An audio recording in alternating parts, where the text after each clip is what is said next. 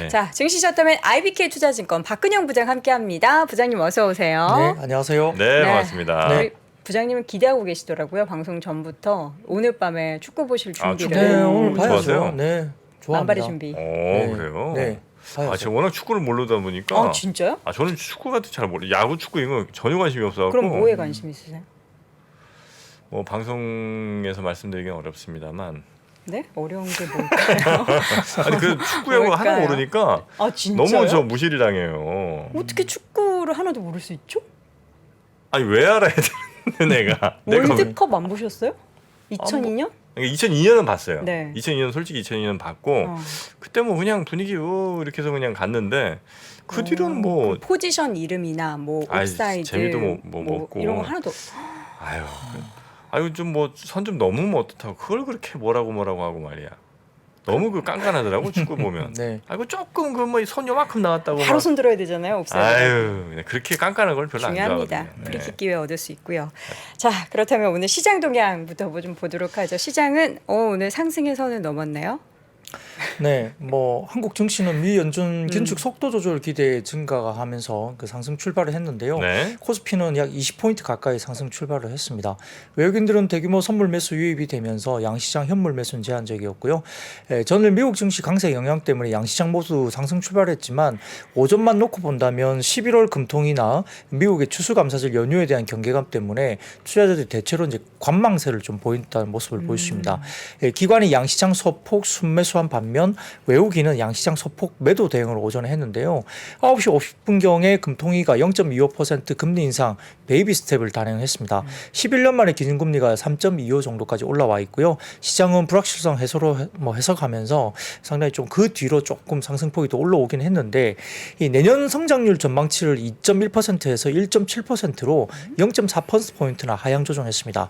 일반적으로 저희가 이제 시장에서 보기에 1.8% 이하로 성장률 전망치가 수정되는 경우에는 한은의 통화정책 스탠스가 기존의 물가 중심에서 아마 경기 쪽으로 좀 움직이는 신호가 될 것으로 시장은 조금 분석을 이미 했었습니다. 내년 물가 전망치도 3.6%로 기존 3.7% 하향 조정됐는데요. 표를 좀 한번 가져와 봤습니다. 표를 좀 띄워주시면 이 표를 보시면 이제 왼쪽에 보이는 쪽에 이제 뭐 파랗고 노랗고 이게 좀 이렇게 파란 것도 좀 이렇게 약간 짙은 것도 있고 약간 옅은 파란색도 녹색도 있는데요. 이게 뭐냐면 하나증권에서 이제 채권 담당 이제 직원이 만든 표로 보입니다. 참고로 이제 2000년 이후에 한국은행이 내년도 성장률 전망치를 2.0% 아래로 즉 1%대를 제시한 적은 이번 11월 금통위가 처음이라고 이야기를 하고요.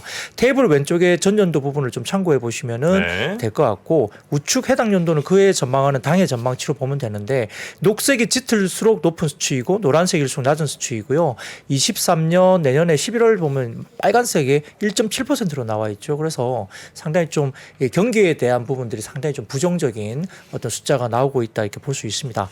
그런데 이제 결국은 이게 아까 말씀드린 대로 이렇게 그 성장률 전망치가 낮아지면 물가에 포커스를 가지고 하던 어떤 정책이 이 경기 쪽으로 좀 움직이면서 경기 부양을 좀 해야 되지 않나 이런 생각을 하는 쪽으로 해석을 했기 때문에 시장은 악재로 생각을 안 한 거죠. 10시 30분 기준에 기관 양시장 순매수 지속되면서 외국인들 코스닥 매수가 전환됐고요. 지난밤에 공개된 FOMC 의사록에서도 금리 인상 속도 조절론이 이야기 나오면서 코스닥 성장주 고멀티플 주식들이 상대적으로 강세였습니다. 근데 한 가지 좀 말씀드릴 건 뭐냐면 페드 위원들이 중요한 단어가 한두 개가 있습니다. 네. 그중에 페드 위원들이 하는 이야기 중에 영어로 이야기할 수 있는 단어 중에 soon이라는 단어가 들어갈 수 있어요. soon, 곧 이런 네. 이야기죠. 역사적으로 페드가 soon이라는 단어를 쓰면 그 다음 회의 때 정책을 바로 적용을 합니다. 그래서 그게 이제 상당히 중요한 단어거든요. 네. 그래서 아마 12월 달에 아마 50bp 가능성은 상당히 높게, 그러니까 이전보다 낮은 쪽으로 금리를 좀 낮추는 뭐 그런 역사적인 흐름이 이제 순이라는 단어가 있고요. 네. 네. 그다음에 coming meetings라는 그 단어가 들어가면 보통 다음 회의 때 그걸 바로 정책을 실행하는 역사적인 그게 있습니다. 커밍 미팅 데이지요? 네, 커밍 미팅스 이렇게 해가지고 커밍 하면 미팅스. 아마 다음 회의 때? 다음 그러니까 두 번 뒤에 회의 때 지금 말하고 있는 거를 두 번 뒤에 회의 때 이제 그걸 정책적으로 쓰는 경우가 대부분 역사적으로 대부분이었고요. 극단적으로 보면 한 번 정도 더 좀 넘어가는 경우는 있지만 거의 대부분 순이란 단어를 쓰면 바로 다음 회의 때 그리고 커밍 미팅즈란 단어를 쓰면 다음 회의 때 그 정책이 바로 이제 실행에 옮기는 그런 페드의 역사적인 부분 좀 있습니다. 그래서 네. 그런 것들도 좀 잘 보시면 될 것 같고요. 예, 업종별로는 이제 종이 목재나 서비스, 금융, 의약품, 전기전자 등의 업종이 지수 대비 오전에 강세를 보였습니다. 예, 고려야한 같은 경우는 LG화학과 한화의 MOU 체결이나 자사주 교환에도 주가 하락을 보였고요. 포스코 케미칼 같은 경우는 양국제 사업에 대한 성장 기대감에 강세를 보였고 코스닥은 기타 제조를 제외한 전 업종들이 상승을 보였는데 2차 전지 업종이 강세인 반면 반도체나 제약은 업종 내에서 각 종목별로 주가가 좀 상이하게 움직였습니다. 긴축 속도 조절 기대감에 게임이나 엔터테인먼트 등 고성장 업종 강세를 보였고요.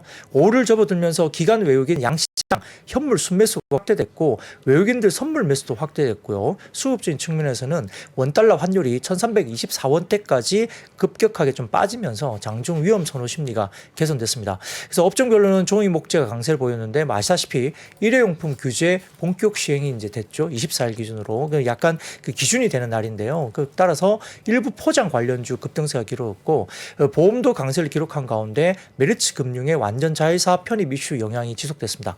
메리츠 화재가 상승세를 보였고요. 네이버나 카카오 등도 인터넷주 중심으로 서비스업도 상승세를 보였고 전일에 이어서 컨텐츠리 중앙 등의 컨텐츠 주가도 강세였습니다.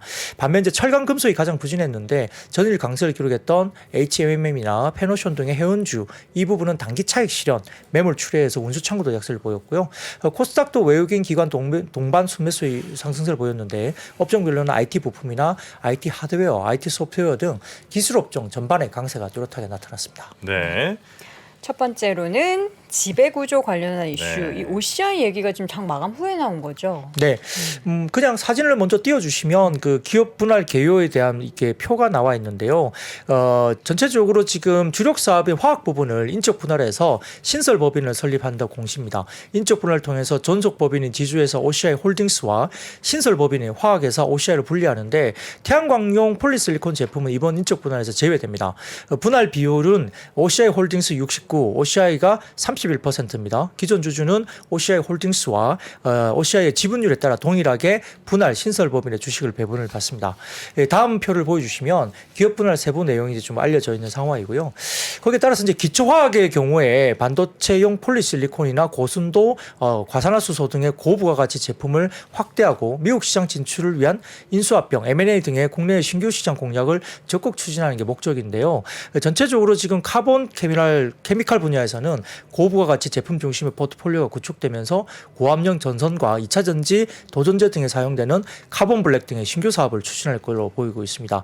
그래서 전체적으로 보면 일각에서는 이제 분할 이후에 OCI 홀딩스가 지주회사로 전환하기 위해서 분할 신설해서 OCI 지분에 대해서 공개 매수를 통해서 현물 출자, 유상증자를 진행할 것으로 전망되고 있고요. 기존 주주들의 지분율이 변동되지 않고 분할 상장 이후에 선택권이 대주주와 동일하게 보여진다는 점에서 주주 가치 훼손 여지는 없다고 평가받습니다. 다만 오늘 이제 OCI가 좀 빠졌습니다. 주가가. 근데 이 인적 분할을 한다고 해서 주가가 무조건 상승한 것은 아닙니다. 특히나 인적 분할하는 회사가 핵심 사업을 지니고 있거나 현금 자산이 상당히 많이 풍부한 회사가 된다면은 주가 하락으로 이어지는 경우가 좀 많은 걸로 보이는 상황입니다. 네. 거기다가 이제 고려아연 같은 경우도 이제 뭐 한화하고 LG화학 쪽에 관련된 전략적 사업 제휴 관계를 통해서 양사와 자기 주식 상호 교환을 또 하는 자기 주식 처분을 공시를 했습니다. 이게 좀 약간 뭐 복잡하게 이루어져 있는 상황인데요. 이 전략적 사업 제휴 관계 강화를 통해서 뭐 한화가 고려아연의 암모니아 관련된 저장 시설이나 수소 전환 시설, 이산화탄소 포집 시설 건설에 합류한다 이렇게 발표를 했고요. LG화학 같은 경우는 IRA 법안 관련된 충족을 위한 원재료 발급 사업 등의 북미 지역 양극재 원재료 공급 안정성 향상을 추진한다 이렇게 밝혔습니다. 최근 불거졌던 뭐 영품그룹 내에서 뭐 일부 이제 뭐 두 사람의 지분 경쟁 이슈와 관련해서도 자기 주식 처분이 어떤 영향을 미칠지에 대해서 다양한 해석이 나오고 있는데 약간의 뭐 지분 경쟁에 대한 이슈가 좀 불거질 수 있지 않느냐라는 이야기도 좀 있는 상황이긴 합니다. 근데 뭐 어떤 내용으로 좀 이렇게 진행되는지는 뭐 외부에서는 알 수는 없는데요. 추정을 할 뿐입니다. 그래서 이 삼성증권에서 LG화학과 고려아연 자사주 교환에 대한 뭐 코멘트를 내기도 했는데요. 뭐 내부적인 고려아연의 어떤 배경은 있겠지만은 LG화학의 자사주 교환에 있어서는 사업 협력 협력 확대 포석이 있을 것 같다. 그래서 근본 맙교환과 함께 전구체 조인트 벤처 생산 능력을 당초 2만 톤에서 5만 톤으로 확대 검토를 발표하고 이 미국의 양극재 신설 12만 톤에 필요한 전구체 추가 확장도 예상되고 있다. 따라서 이 전해 동박과 리사이클링 사업 협력도 강화 목표이기 때문에 배터리 생태계 확장에 대해서는 상당히 긍정적으로 볼 수 있다는 뷰를 삼성증권에서 내기도 했습니다. 네, 그러니까 이제 미국이 중국 견제를 하느라고 IRA에도 이제 중국산 원재료를 쓰는 그런 배터리를 이제 좀 제한을 할 가능성이 좀 높다 보니까 네. 그 중국이 아닌 곳에서 뭔가 이렇게 마련해서 배터리를 만드는 그 시스템을 이제 여기가 같이 이제 생태계를 한번 구축해 보겠다 이런 느낌으로 가는 거죠. 그렇습니다. 아까 네. 말씀드렸던 뭐 여러 가지 뭐 OCI든 뭐든 이렇게 내부적으로 이렇게 지분에 관련된 이슈가 조금 있는 회사이긴 합니다. 그래서 네. 어떤 배경이 있는지 우리가 뭐 외부에서 뭐 이렇다라고 딱 할 수는 없지만 약간 이제 그런 부분들이 좀 배경이 있을 수도 있다는 부분은 우리가 좀 고려를 해야 될 것 같고요. 다만 이제 아까 말씀드렸던 LG화학의 경우에는 고려 아연과 이렇게 하는 것들이 이 조인트 벤처 관련된 부분에서 배터리 생태계 확장에 대한 긍정적인 부분이 있다라고 시장은 보는 것 같습니다. 네. 자, 이어서 우리 게임주가 지스타 전부터 좀 쭉 흐름이 괜찮은 것 같아요. 네. 그 한한령이 해제된다는 기대감이 사실은 뭐 OTT 관련된 뭐 영화 서비스 관련된 이슈도 있었고 대통령실에서 이러한 뭐 언급도 한 번 더 하면서 네. 관련된 부분도 좀 강세였는데요.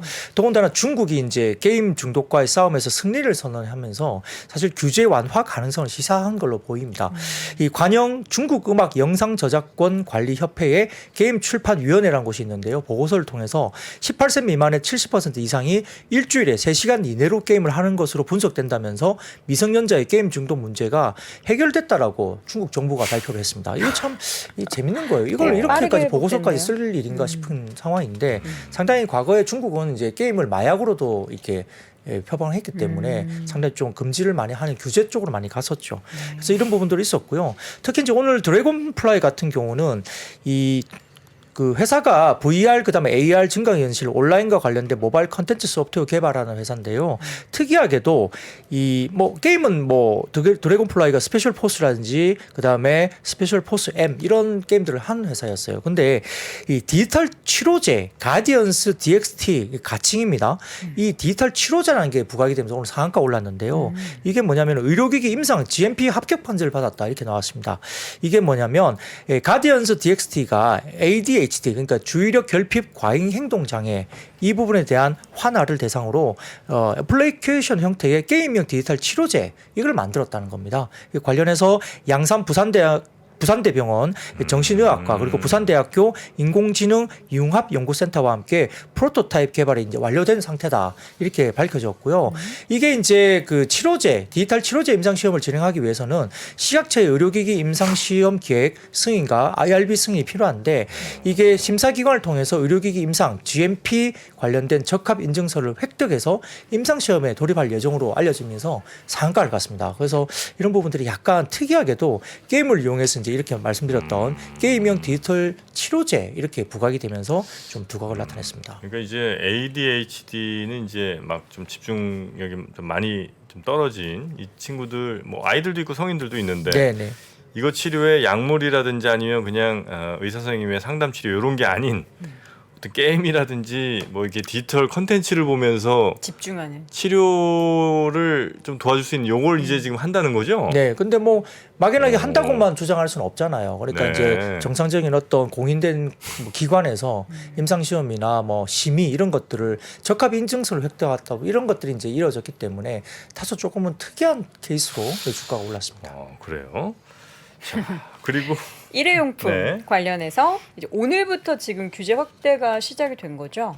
그래요? 예, 네. 저도 뭐 누구한테 오다가 지금 여기 오다가 잠깐 들었는데 오늘 뭐 축구 때문에 배달도 뭐 좀 안 한다 뭐 이런 말도 있는지는 모르겠습니다. 축구인데 그런 말도 배달을 안 해요? 오늘이 대박인데? 뭐 모르겠습니다. 뭐 일부 뭐 포장 그 용기 이런 거에 온라인 뭐 대한 이쪽은 제한? 또 뭐 배달을 좀 이렇게 좀 자제하는 뭐 그런 식으로 이야기를 하는 것 같은데요. 근데 이제 이건 제가 그냥 여담으로 잠깐 이야기 드린 거고 네. 그 아까 말씀드렸던 그 자원의 절약과 재활용 촉진에 관한 법률 이것 때문에 이제 이 일회용품 사용 제한 규제 확대 이런 것들이 이제 오늘부터 이제 적용이 되는 기준일이 되는 거거든요. 그래서 사진을 띄워주시면 환경부에서 발표한 게 뭐냐면은 유통업 일회용품 규제 확대 관련된 안입니다. 그래서 식당과 카페에서 종이컵 포함 일회용 컵이라든지 일회용 빨대, 막 막대, 이 젓는 막대 같은 거 있잖아요.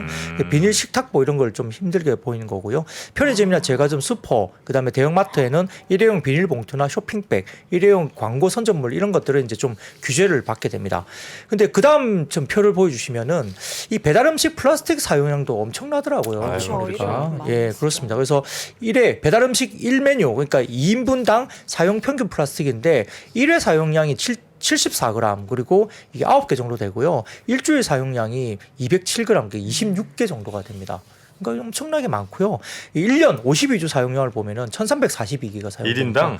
그 1메뉴니까 2인분당이죠. 2인분당. 아, 네네네. 약 11kg 정도니까 이게 뭐 전국적으로 1년 타지면 엄청난 많이겠죠. 그래서 이런 부분들이 필요한 것 같은데요. 그래서 이제 이런 관련된 종목들 사실은 미리 좀 선반영이 물론 됐습니다만 저는 오늘 약간 새로운 뉴스가 되지 않을까? 오늘 이제 날짜 기준일이기 때문에 미리 좀 선반영돼서 오늘 좀 빠지지 않을까 네. 생각했지만 오히려 또 올랐죠. 올라가더라고요. 그래서 상당히 좀 수급이 더 강하게 올라왔다 볼 수 있겠고 이 한창제지나 뭐 무림 SP, 무림 페이퍼, 대형 포장, 테림 포장 이렇게 올라갔는데 이 카톤 팩을 그 생산 중인 삼육물산과 한국 패키지도 시장에서 부각이 됐는데 카통팩이 뭔가 싶어갖고 이제 좀 보니까 유통기한이 짧은 우유를 담는 데 사용하는 종이로 만든 용기를 말합니다. 그래서 이제 내부에 바른 폴리에틸렌 수지를 떼어내면 이 재생종이로도 활용할 수 있기 때문에 그게 이제 부각이 되면서 이제 삼육물산이나 한국 패키지 이런 종목들도 부각이 됐습니다. 지금 보면 비닐 식탁보는 보통 우리가 횟집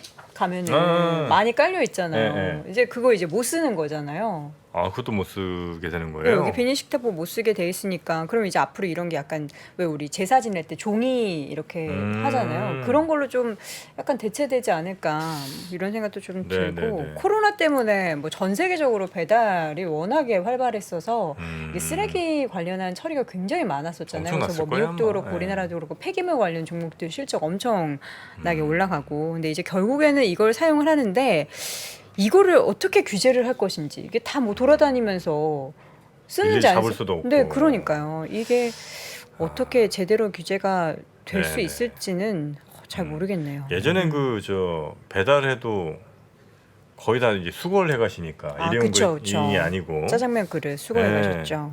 괜찮은데 요즘은 워낙 또 이것저것 많이 시켜 드시고 하니까 아마 수거 자체가 불가능한 음식도 인건비가 나와가지고. 또 더 많이 들죠. 인건비도 많이 들고.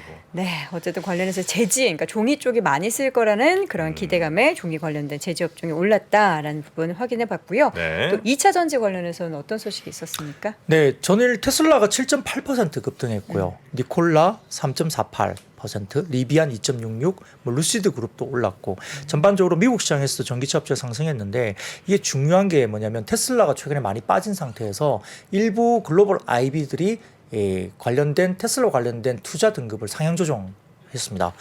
그 모건 스탠리 같은 경우는 테슬라의 시총이 최근 2달 동안 0.5조 달러 한화로 약 650조 정도가 날아갔습니다. 거기에 따라서 중국에서 가격이나 전기차 수요 둔화 성장주가 약세인 마켓 상황 때문이라고 밝히면서 자사의 어떤 베어 케이스 그러니까 모건 스탠리의 베어 케이스 목표 주가인 150달러에 거의 근접한 가격까지 빠졌다라고 주장했습니다. 여기에 따라서 테슬라의 밸류에이션 매력이 높아지고 있다고 이제 리포팅을 하면서 테슬라가 모건 스탠리가 커버하는 전기차 기업 중에 유일하게 펀딩이 필요 없는 기업으로 밸류에이션 매력이 상당히 생기고 있는 분위기다. 그래서 모건 스탠리의 테슬라 목표 주가는 여전히 330달러로 장기적으로 100%에 가까운 업사이드가 있다라고 분석했고요. 시티 같은 경우도 테슬라 투자 금급을 셀에서 뉴트럴로 상향 조정했습니다. TP 그러니까 이제 타겟 프라이스는 141.33달러에서 176달러로 상향했고요. 단기 리스크는 방향된 가격으로 생각되면서 투자 잔금 및 목표 주가를 상향 조정했습니다. 현재 주가에서 23년 PER이 30배 정도로 예상하고 있다고 이야기했는데 분류시까지 올라가려면 평균 판매 가격과 그다음에 그로스 마진이 개선이 필요하다고 생각은 들지만 전체적으로 이제 애널리스트들이 이제 업사이드라는 견해가 다르지만은 그 목표에 대한 금액 이런 다르지만은 단기 리스크는 어느 정도 반영된 바닥권이라는 데 동의하는 모습들이 이제 글로벌 IB 쪽에서 나왔고요. 더군다나 이제 어제 윤석열 대통령이 이제 일론 머스크와의 화상 면담이 또 있었기 때문에 이 부분도 좀 오늘까지도 좀 이어진 모습을 보였고요. 여기에 따라서 그런데 이 테슬라 관련된 부분들이 오늘 삼성증권에서 하나 재밌는 그 이야기가 하나 나왔습니다. 다음 그림을 하나 보여주시면 네. 비아디 관련된 이야기입니다. 중국말이라서 저도 이제 잘 몰랐는데요. 이 내용은 네, 그렇습니다. 네, 미츠 그- 팔로마. 네. 왜? 밥 먹었어. 알아들으시네요. 네. 이 내용은 비아디가 네. 그 가격 그 인상을 한 내용이에요. 음. 이 이제 아주 뭐 어렵게 이제 중반에 나와 있지만 네. 2023년 초부터 전 모델에 대해서 네. 2,000에서 6,000 위안의 가격 인상을 하겠다고 발표한 내용이라고 합니다. 그래서 개별 모델로는 미발표인데 이 비아디의 가격 인상 발표 이후에 길리 자동차도 길리와 그다음에 지오메트리, 그다음에 룰리안 등의 주요 브랜드 가격 인상을 또 발표했거든요. 중국 브랜드들이. 그래서 가격 인상 폭은 2,000에서 6,000 위안이고요. 내년에는 전기차 보조금이 소멸되는 거거든요. 보조금이 어느 정도냐면 4,800위안에서 12,600위안 정도가 소멸됩니다. 그럼에도 불구하고 전기차 브랜드들이 가격 인상을 하는 이유가 배터리 원가, 특히 리튬의 가격이 급등하기 때문이에요. 그렇게 되는 건데 이게 비아디 같은 경우는 배터리 셀 투 바디 패킹 기술이 적용되면서 주행거리를 늘리고 효율을 높인 C의 어떤 그런 브랜드 경우에는 가격이 보조금 지급 전이 22만 1,600에서 29만 9,400위안 정도가 됩니다. 이 C 가격이 4,000에서 6,000 위안 정도 상승하게 되면은 테슬라 모델 3 가격 대비 격차가 약 17% 이내로 좁혀집니다. 그러니까 이제 가격 차가 테슬라가 별로 안 나는 거잖아요. 근데 테슬라는 가격을 더 낼 수 있다 이렇게 이야기도 좀 사실 루머가 돌고 있거든요.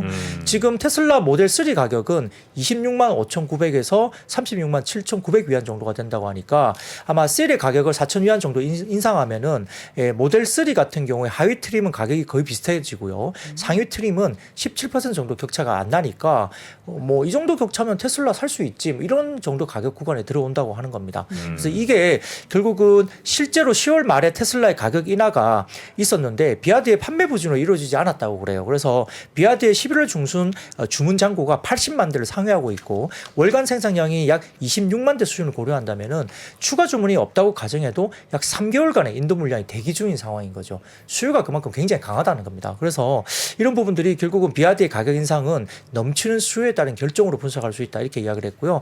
결국은 이제 전기차 수요 증가에 대한 자신감 그리고 테슬라가 추가적으로 가격 인하를 하는 것에 대한 우려가 감소되는 부분. 그래서 이제 테슬라도 공포스럽던 주가 사이클 하락이 마무리 국면이란 접어들고 있다고 삼성증권도 분석했죠.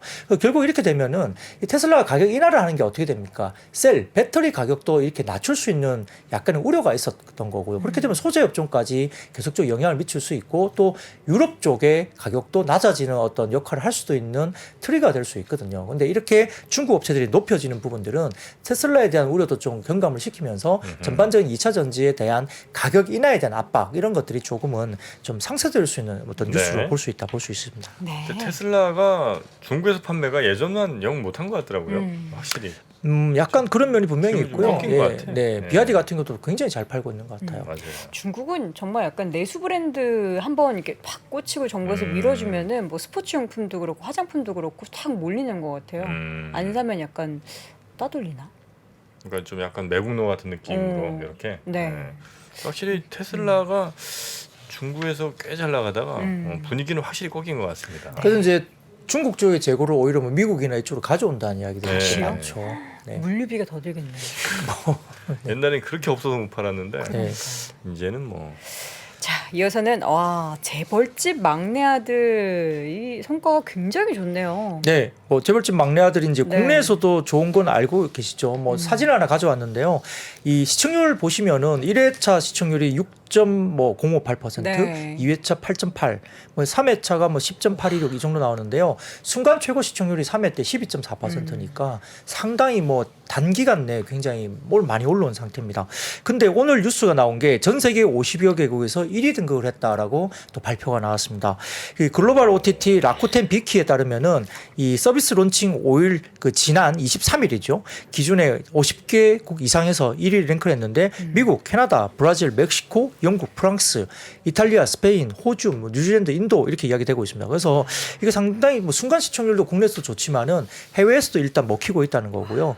그리고 여기에 따라서 이제 제작사인 그 SLL 여기가 이제 컨텐츠리 중앙 관련 회사고요. 그다음에 레몽레인 아시고 계신 거고 이쪽에서 이제 오늘 주가가 괜찮았는데 더군다나 그 다음 표를 보여주시면 그 위지익 스튜디오도 오늘 급등했습니다. 그쵸. 위지익 스튜디오가 관련해서 이제 보시면 동그라미 쳐놨죠. 레몽레인 쪽에 이제 지분을 갖고 있습니다. 그래서 재벌집 막내 아들의 수혜주로 이제 위지익 스튜디오도 이제 불거진 상황이고요. 그래서 아마 첫 주에 첫 방송한 드라마이기 때문에 여태껏 3부밖에는 공개가 안 됐잖아요. 네. 이게 16부작인가 아마 그런 걸로 알고 금방 있는데 끝나요. 네, 금방 세 끝날 번씩 것 같습니다만 아무튼 뭐 OTT 서비스 특성상 뭐 공개 에피소드가 많아질수록 좀 더 확대될 가능성이 있고 그쵸, 우영우 재밌어요? 같은 경우도 봐요? 전 다 봤어요. 1, 2, 3부 다 봤는데 예, 송중기 얼굴이 일단 재밌습니다. 아 얼굴이 예, 재밌구나. 일단 그럴 수 보고 있죠. 있으면 얼굴이 재밌고요. 네. 아 얼굴 재밌지. 아 근데 저는 이렇게 전 세계적으로 인기를 끌지는 몰랐어요. 아 그런 보편적인 어떤 느낌은 좀 아니에요. 스토리가 판타지죠. 이 송중기가 갑자기 죽었는데 그 재벌집 막내 아들로 빙의돼서 태어나는 거니까 스포한다고 또 욕 먹지 마시고. 이 정도 얘기는 다 나왔어요. 이 정도 다 나왔어요. 기본적인 내용들. 네, 저번에 한번 그 우리 김프로님이 그 얘기 한번 했다가 정말요? 아주 그냥 집중 포화를 맞았습니다. 그래요? 죄송합니다, 여러분. 못 들은 걸로 해주세요. 그때 한참 신나서 막 얘기하신 거예요. 네. 아, 그래갖고 뭐 송중기 이렇게 하고. 아, 저는 이제 간단한 예, 굵직한 플로우만 기본 얘기 컨셉 드렸습니다. 정도만. 네. 근데 기본 그 배우들이 워낙 탄탄하더라고요. 이성민 어. 배우도 워낙 연기 잘하죠. 예, 연기 잘하시고요. 음. 뭐 전체적으로 좀 연기 배우들이 또 워낙 탄탄해서 네. 볼만 정말 재밌게 저도 봤습니다. 아, 보고 네. 계세요? 본방을 계속 보고 있는 거고요. 본방사수 진짜 어렵던데. 네, 그렇습니다. 근데 이제 거기다가 이제 또 한국투자증권이 오늘 OTT 이익 개선과 관련된 또 리포트를 또 냈고요. 네. 여기에 따라서 이제 넷플릭스나 디즈니 플러스의 광고 시장 진출 때문에 기존의 유료 방송 시장 파이에 대해서 광고 시장 파이까지 OTT들이 가져올 수 있다. 이렇게 굉장히 좀 긍정적인 이유를 냈고요. 여기에 따라서 OTT들의 한국 컨텐츠 선호도 이어질 것이다 보는데 다음 표를 보여주시면 좀 재밌습니다. 이 한국투자증권에 이제 나온 이야기인데요. 글로벌 OTT양 판매가 실질적으로 이게 스튜디오 드래곤 이 내용이거든요. 이 차트는 보시면은 이 글로벌 OTT양 판매가 상당히 많이 급증하고 있죠. 해외 비중이 많이 올라가고 있고요. 이 막대 그래프에서 보면 좀 어둡게 짙은 회색이 이제 해외 쪽이고요. 예, 얕게 옅은 회색이 이제 국내 와, 비중인데 해외가 진짜 해외 비중이 상당히 많이 올라가고 있습니다. 그래서 글로벌 OTT 비중이 상당히 많이 늘어나고 있다는 점에서는 아마 지금 아마 넷플릭스 쪽에 그 스튜디오 드래곤 같은 경우도 3년인가 이렇게 바인딩된 계약이 돼 있을 거예요. 그게 아마 마무리되는 단계이기 때문에 지금 분위기로 봐서는 아마 단가를 좀 더 많이 높여서 어떤 계약을 새롭게 할 수 있는 아마 환경이 되는 걸로 보이면 네. OTT 관련된 실적들이 좀 좋아질 수 있는 어떤 환경도 될 수 있다 이렇게 볼 수 있습니다. 네. 자, 이어서는 또 다른 컨텐츠 관련해서는 영화, 극장 쪽 이쪽도 좀 좋은 얘기가 있죠. 네, 오늘 뭐 CJ CGV 주가 관련이고 뭐 컨텐츠 중앙도 뭐 애가박스를 갖고 있으니까 뭐 극장주도 괜찮았다 볼 수 있는데요. 네. 이제 이게 하나의 이슈가 있었습니다. 특히 이제 전일 그 아마존에서 매년 10억 달러, 그러니까 매년 1조 3,500억 이상의 투자를 극장에서 개봉할 영화에 연간 12편에서 15편까지 예, 제작한다는 소문을 아마존에서 이제 이야기가 나온 것 같습니다. 아마 미국 아마존이 그렇죠. 매년 1조 3천억씩 드린다고요? 네네 그렇습니다. 그래서 이제 지금 아마존이 2010년도에 영화 드라마 제작 배급사인 아마존 스튜디오를 자회사로 차려놓고 오리지널 영화나 드라마를 제작해 왔고요. 실제 금년에는 85억 달러 들여서 영화 스튜디오 MGM을 또 인수를 했습니다. 그 관련해서 아마존의 영화 투자 소식이 알려지면서 전일 미국장에서도 극장을 운영하는 시네마크라든지 시네마크 홀딩스라는 회사가 있습니다. 그리고 AMC 엔터테인먼트 이런 주가들이 급등을 했습니다. 어제 같은 경우. 그래서 이제 오늘 극장 관련된 주도 좋았고요. 특히나 이제 지금 시장에서 기다려지는 게 하나가 있죠. 12월 14일 날 아바타 2 물의 길. 드디어 네, 드디어 개봉을 10년 합니다. 만이죠, 거의. 네. 12월 14일에 개봉해요? 네네 확정이 됐습니다. 그래서 아마 제임스 카메론 감독이 내한한다는 이야기도 있고요. 네. 뭐 이야기가 좀 있어서 연말에 이제 흥행 돌풍이 좀 예상되는데 뭐 관련해서 뭐 IHQ라든지 LG 뭐 헬로비전이라든지 일부 이제 관련된 아바타 관련된 디즈니 플러스 관련된 뭐 지분을 갖고 있는 약간의 관계된 회사라든지 이런 회사들도 최근에 조금 주가가 좀 움직이고 있는 모습을 보이고 있기 때문에 잘 보셔야 될 것 같고요. 네. 그 다음에 좀 재미있게 제가 봤는데 또 다음 표를 보여주시면 재밌습니다.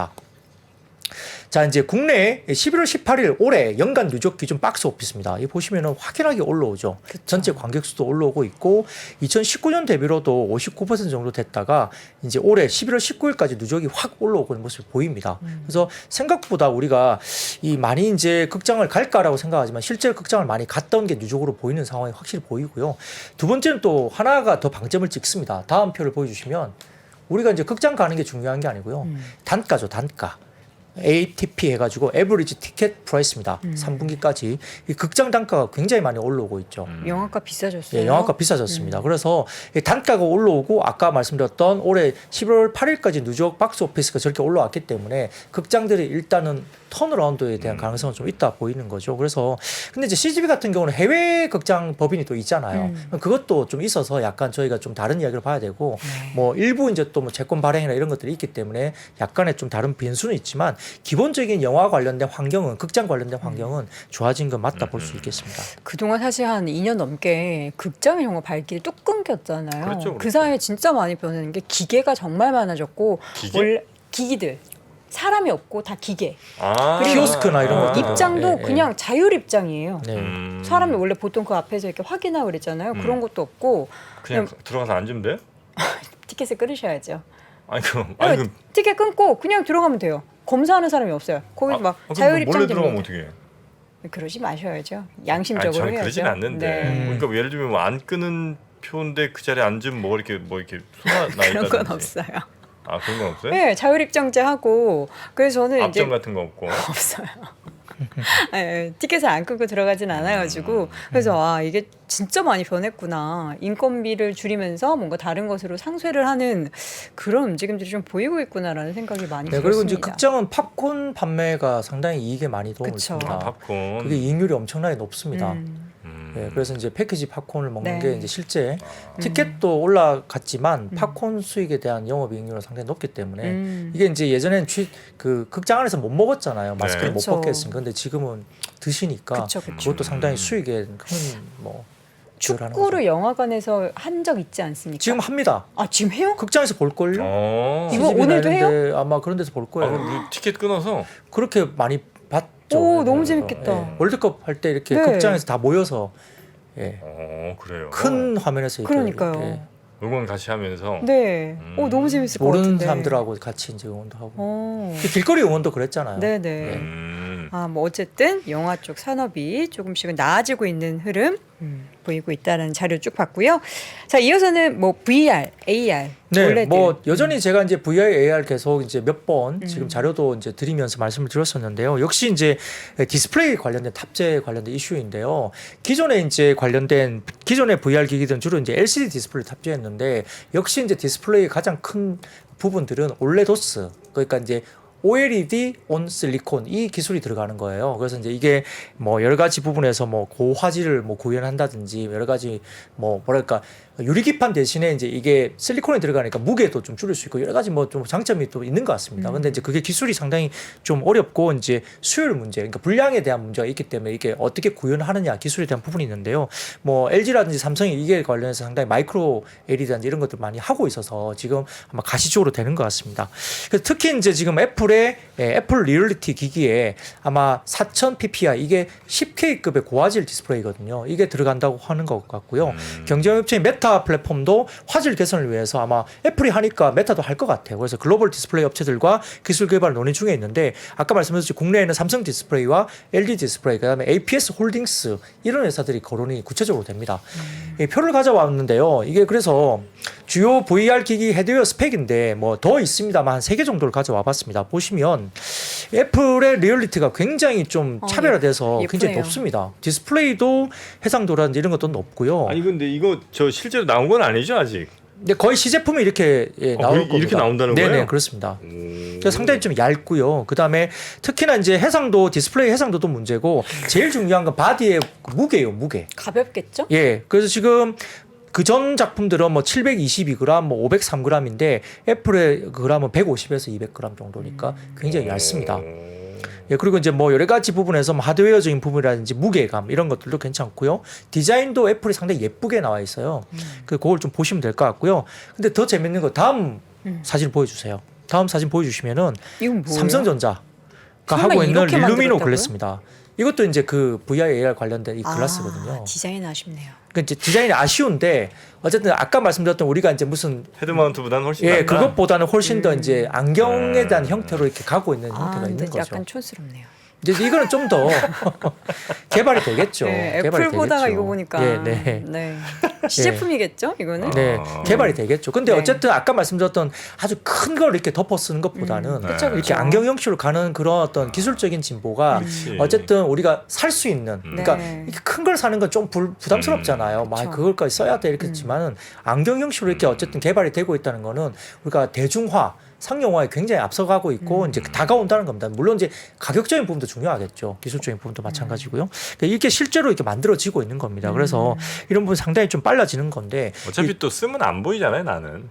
아니 근데 안 보여도 이왕이면 좀 이렇게 예쁘면 좋잖아요. 예쁨 좋아요? 굳이 또 이렇게 또 이런 디자인을 이렇게 하기도 어려운데 정말 기본적으로 만든 것 같아요. 그냥 색깔만 넣어서.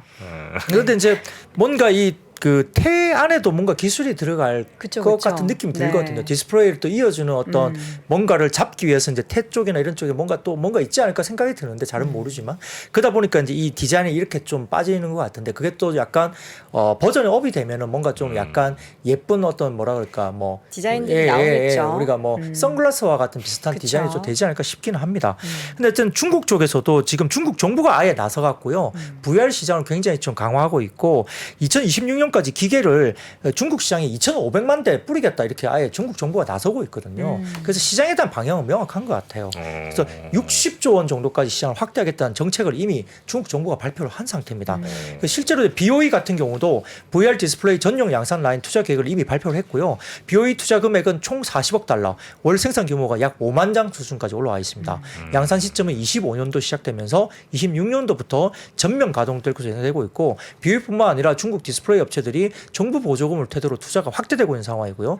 여기에 따라서 내년 1월에 개최되는 CES 쪽에 아마 VR, AR, XR, 그다음에 로봇 이런 쪽이 아주 집중적으로 화두가 되지 않을까 싶어서 이런 관련된 섹터의 움직임들이 미리 조금은 굉장히 관심을 받고 있는 겁니다. 그래서 아까 말씀드렸던 뭐 드래곤 플라이나 위즈윅 스튜디오, 덱스터 등의 이런 가상현실, 증강현실 관련된 종목들과 그다음에 램 테크놀로지, APS 홀딩스, 선익 시스템, 덕산 네트워크스 등과 같은 OLED 관련주도 오늘 상당히 좋았고요.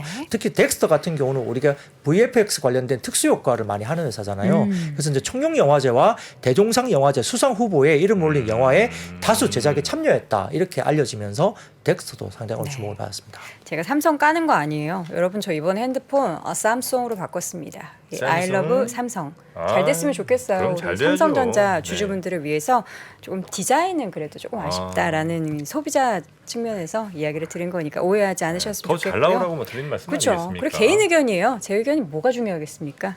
조용히 하도록 하겠습니다. 에너지. 예. 네, 그 표를 가져와서 봐왔습니다. 그 표를 좀 보여주시면, 자, 유럽의 가스 가격이 다시 이제 어제 같은 경우 치솟기 시작했습니다. 많이 빠지다가 전일 유럽 가스 가격이 8.3% 급등, 미국의 가스 가격이 6% 급등. 근데 국제 유가는 마이너스 4% 급락 이렇게 나왔거든요. 그래서 유럽이 유가의 캡, 그러니까 상한선을 도입 검토 진행 중에 있고 러시아가 가즈프롬에서 몰도바 등으로 나가는 천연가스 공급량을 확 줄여버리겠다라고 사실은 약간 엄포를 놓은 상태입니다. 그래서 유가는 왜 빠졌나 생각해 보니까요. 이런 이야기가 있었다고 합니다. 그래서 이게 중요한데요.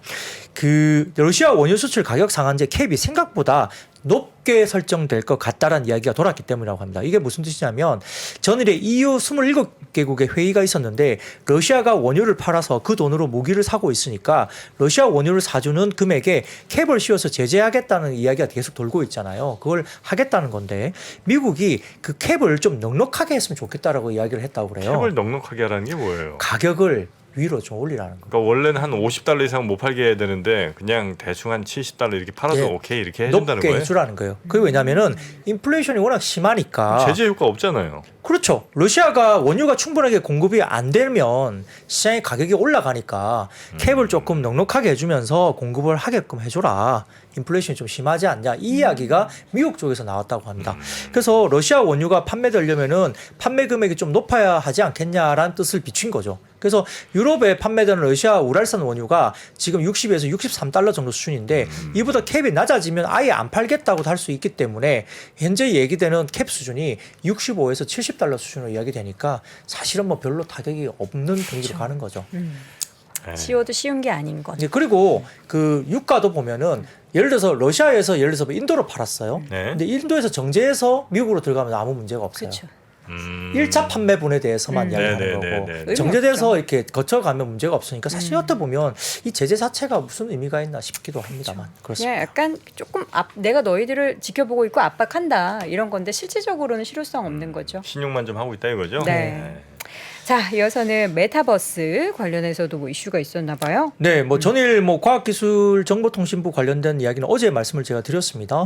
그 메타버스 규제 개선 로드맵 2.0 초안을 마련했다. 이게 결국은 이제 메타버스를 하기 위한 환경을 굉장히 조금은 열어준다는 개념에서 상당히 중요하고요. 말씀드렸듯이 어떤 산업이 진행될 때 규제가 있으면 이걸 빨리 풀어야지 산업이 성장할 수 있으니까 방향은 맞는 것 같고요.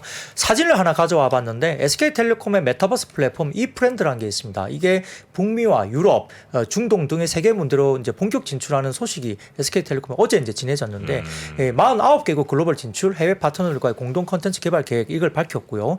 여기에 따라서 안드로이드와 iOS 버전 동시에 출시할 것으로 보이고 있어서 이런 부분들이 지금 이제 이야기가 되고 있는 상황입니다. 그래서 아까 말씀드렸던 메타버스 관련 쪽은 아까 말씀드렸던 뭐 AR, VR, XR 이런 기기와 연동해서 같이 오늘 주가가 좋았고요. 그래서 MBT나 MP, 뭐 자이언트 스텝, 뉴플렉스 이런 관련들도 메타버스 관련주로 언급되고 있기 때문에 메타버스 자체로 좋았다기보다는 여러 가지 복합적으로 되면서 AR, XR 이런 기기와 관련된 쪽이 같이 어우러지면서 주가 좋았다 볼 수 있습니다. 네. 네. 해운 쪽 한번 볼까요? 네, 하반기 해운 시장은 당연히 이제 예상보다 더 부진할 가능성이 높습니다. 네. 왜냐하면은 시장의 주도권이 화주에게 넘어가고 있고요. 더군다나 이러한 화주들이 더 이상 뭐 공급에 대한 병목에 대한 부분들을 별로 걱정 안 하는 것 같아요. 그래서 경기 둔화에 따른 수요 감소를 우려하고 있기 때문에 상당히 좀 좋지 못합니다. 향후의 다운 사이클이나 대외 불확실성을 감안한다면은 운송업종의 투자 매력이 사실 좀 떨어지고 있는 부분을 볼 수 있는 상황인데요. 표를 가져와봤습니다. 한국투자증권에서 관련된 표를 이제 제시를 했는데. 여기 보시면은 그 에너지 수급에 따른 수혜로 뭐 탱커 운임만 급등하고 있고 나머지는 좀 좋지 못하고요. 그다음에 해운 수요가 경기 둔화를 따라서 전반적으로 부진하면서 원유를 중심으로 탱커가 가장 그나마 선방할 거로 보이는데 나머지는 별로 안 좋습니다. 그리고 이제 시황이 안 좋은 컨테이너가 공급 증가 부담도 가장 빠르고요. 그다음에 이제 해운 호황이 이제 끝났는데 다만 그 한국투자증권의 입장은 뭐냐면 해운의 물류 시장에 대한 어느 정도 피크아웃 우려는 주가에 좀 반영된 것 같다는 느낌이다라는 거고요. 그다음에 이제 이익 성장이 지속하지 않더라도 누적된 현금이나 재무 개선에 대해서는 사실은 좀 재평가를 좀 해줘야 되지 않느냐 이런 쪽의 리포트를 한국투자증권 냈고요. 그래서 현금 규모로 보면은 단연 그 HMM이 가장 좋고 가장 주주 친화적으로 본다면은 기업 중에서는 현대글로비스를 상당히 좀 관심 있게 봐야 된다 이런 뭐 리포트를 냈는데 이게 업황은 안 좋지만 뭐 여러 가지 아까 말씀드렸던 피크아웃이 좀 반영돼 있고 재무 개선에 대한 재평가라든지 주주 친화적인 여러 가지 기업들 뭐 현대글로비스 이쪽은 관심을 가지자. 이게 시장에서 또 얼마나 이게 설득력이 있을지는 좀 지켜봐야 될 것 같습니다. 네. 자, 마지막으로 화장품 쪽 이야기를 좀 들어볼게요. 네, 표를 먼저 보여주십시오. 뭐 국내 중국 화장품 시장과 국내 브랜드 성장 둔화 우려가 이제 시작됐다는 표인데요. 이 보시면은 이 국내 브랜드, 그러니까 뭐 예를 들어서 LG라든지 아모레퍼시픽 관련된 성장률을 보시면은 제로 코로나 이전부터 이미 중국 화장품 시장의 성장률이 약간 이제 플랫하게 꺾이는 부분이 이제 검은색으로 보이는데요. 근데 LG와 아모레퍼시픽의 중국 성장률이 그 이전부터 급격하게 꺾이고 있는 부분이 보입니다. 그럼 결국 이게 뭐냐면 제로 코로나 이전부터 이미 브랜드력에 대한 어떤 포지셔닝이 상당히 조금 우려가 있었다는 걸 보여주는 거고요. 그게 보입니다. 그 다음 표를 보여주시면 이 다올투자증권에서 이야기하는 부분이 뭐냐면요. 결국은 탈중국이 화장품 산업의 확고한 중장기적인 지향점입니다. 그러니까 북미라든지 그다음에 일본 쪽에 대한 어떤 비중이 높아지면서 중국을 조금 벗어나자 이런 이야기를 하는 거거든요. 근데 결국은 비중국 지역에서는 빠르게 이제 적응하면서 호실적을 시현하고 있는 기업들 찾자라는 건데 이게 아까 말씀드렸던 뭐 LG라든지 아모레퍼시픽 같은 경우는 이 여전히 대형주들이 중국 매출 비중이 과반 이상으로 높기 때문에 빠르게 올라가긴 좀 쉽지 않다는 거예요. 근데 이 표가 보여준 막대 그래프가 보여준 게 뭐냐면은 2022년 1분기 전까지는 이 큰 회사들 LG라든지 아모레퍼시픽이 그래도 이익률이 좀 높았고요. 중소형주 파란색으로 보이는 중소형주 상당히 마이너스권이었잖아요. 그러니까 이익을 못 냈어요. 근데 2022년 2분기부터 보시면 막대고를 보시면은 아주 파란 게 CNC 인터내셔널이고 약간 옅은 파란색이 펌텍 코리아라고 있는데 여기가 오히려 올라오고 있죠. 그리고 LG라든지 아모레퍼시픽이 아래쪽으로 아주 급하게 적자가 가장 크게 나타나고 있지 않습니까? 이걸 보면은 이익 증감 추이를 보면은 역시 LG나 아모레퍼시픽이 올해 2분기 이후부터는 굉장히 많이 이제 성장률이 급하게 빠지고 있고 이 CNC 인터내셔널이나 펌텍 코리아 같은 회사들이 오히려 이제 이익 증가율이 올라가는 게 확연히 보입니다. 그걸 보면 결국은 탈중국화를 되면서 비중국 지역에서 많이 올라오는 회사들이 지금은 좀 바텀업을 할 수 있는 종목을 좀 가릴 수 있는 종목이 아니냐 이렇게 이야기를 하는 거고요. 그래서 이제 다올투자증권에서는 아까 말씀드렸던 CNC 인터내셔널이나 펌텍 코리아를 좀 관심주로 이야기를 하고 있는데 이 펌텍 코리아는 우리가 이제 알고 있는 가희 응? 가희 이게 바르는 그 스틱형 있잖아요. 가희. 가희라는 밤. 네, 그 누구죠? 그 연예인 여자 연예인 분 누구죠? 이름 기억이 안 나네요. 그 도깨비에 나왔던 분. 그분이 도깨비? 광고 하시잖아요. 네. 아 김소은 아니 그 뭐 그분 이쁜 분 계시죠? 공유 아니 공유 김고은 말고 씨. 김고은 씨. 공김 아 그분이 예. 광고하는 게 네. 가희예요? 거기에서부터 시작돼서 스틱밤 이렇게 비슷한 거 되게 많이 그것도 나왔어요. 많고요. 아, 그러니까 브랜드 이름이 가희예요? 예, 가희. 가희. 그 스틱으로 된 어. 밤이 약간 딱불처럼 생겼는데 그냥 네. 이렇게 바르면 약간 좀 뭐라 그러지? 촉촉해지면서 네. 약간 뭔가 보습되는 크림 느낌? 그러니까 이제 그 예전에 우리가 그 선블럭 같은 경우도 맞아요. 스틱형 선블럭 만들어서 그 느낌. 그걸 이제 네네네네. 펌텍코리아가 한 맞아요. 거고요. 그 펌텍코리아가 재밌는 걸 많이 하는데 우리가 모다모다 샴푸 있잖아요. 머리 나는 거. 나는 게 아니고 머리 까매지는 거. 이제 아. 약간 갈색으로 이제 약간 네. 염색할 수 있는 뭐 어. 샴푸라고 네. 이루어진 거. 그게 왜냐하면 되게 기술은 개발됐는데 상품화가 안 됐던 게 용기 안에 있을 때는 상관이 없는데요. 네. 그게 이제 한번 펌핑하고 난 다음에 쓰고 나면 공기가 들어가잖아요. 네. 그러면 안쪽에 보관되어 있던 그 화학 그 부분이 물질이. 변해서 물질이 변해서 상품화가 안 됐던 거예요. 아. 그래서 거기에 펌핑 기술, 그러니까 그걸 딱 닫아가지고 네. 펌핑하는데 그게 이제 공기를 밀착하게 못 들어가는 기술을. 삼중 펌핑 기술인가 뭐가 있는데 그게 특허거든요. 그게 펌텍코리아가 그거 하고 있어요. 그래서 모다모다 샴푸에 펌텍코리아가 했던 거거든요. 그 펌핑 기술이 구현이 되면서 이제 주가가 이제 좀 한번 움직인 적이 있습니다. 네. 네, 그래서 이제 그런 것들이 관련해서도 이제 재밌는 아이템들을 많이 만드는 회사인데 아무튼 네. 이 국내나 중국 쪽에 했던 굉장히 이렇게 뭐 너무 이제 많은 매출을 하지 않고 비중국 쪽에 매출 비중이 올라오면서 다변화되면서 이제 이익률이 올라오는 회사들이 좀 시장에서는 좀 바텀업을 해야 된다 이런 관점에서 시장에서 이야기를 하는 거니까요. 네. 참고를 하시면 될 것 같습니다. 이쁜 분 하니까 공유 나오냐고 지금 의심하시잖아요. 네. 존중해 주세요. 근데 이게 보니까 계속 이 흐름이 이어질지 아니면 이게 좀 약간 일회성이나 이렇게 될지는 아직은 좀 그러네요, 그죠? 그렇죠. 그러는 그러니까 거죠. 네. 그 업황 섹터이든 업황에 대해서는 조금 부정적이잖아요, 센티가. 네. 그러니까 왜냐하면은 브랜드가 굉장히 우리가 뭐 소위 말하는 대장주로 이야기하고 있는 아까 말씀드렸던 아모레퍼시픽이나 LG 관련된 이 브랜드력이 있는 이 회사들이 좀 치고 나가야 그 뒷단의 회사들이 좀 좋아지는 거고 사실 뭐 관계가 없다고 하고 있는 우리가 OEM, ODM사들도 힘을 별로 못 쓰고 있거든요. 사실은 그런 회사들은 아마 LG나 아모레퍼시픽의 비중이 한 30%대 정도 아마 될 거예요. 대략적으로 정확하지는 않지만 그러면 다른 쪽은 뭐 로레알이나 다른 쪽 그 글로벌 메이저들을 하고 있잖아요. 그럼에도 불구하고 그런 회사들도 사실 잘 못 가고 있거든요. 네. 그러니까 조금 업황 산업에 대한 센티가 그렇게 썩 좋은 상황이 아니니까 네. 어려움은 있는 것 같습니다. 알겠습니다.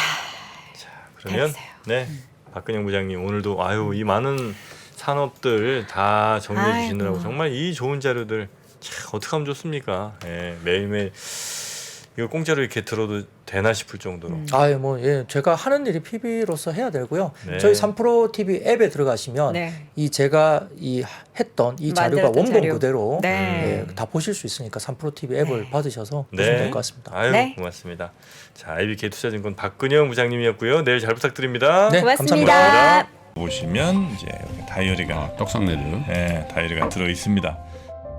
작년에 다이어리를 출시해 여러분과 함께 모은 다이어리 판매금을 청소년의 자립을 지원하는 데 전액 기부했었는데요. 올해도 2023년 다이어리와 함께 따뜻한 연말을 만들어 보려 합니다. 3프로TV 다이어리와 2023년의 시작을 이웃과 함께 나눠보시기 바랍니다. 자세한 구매 방법은 영상 하단 댓글을 확인해 주십시오.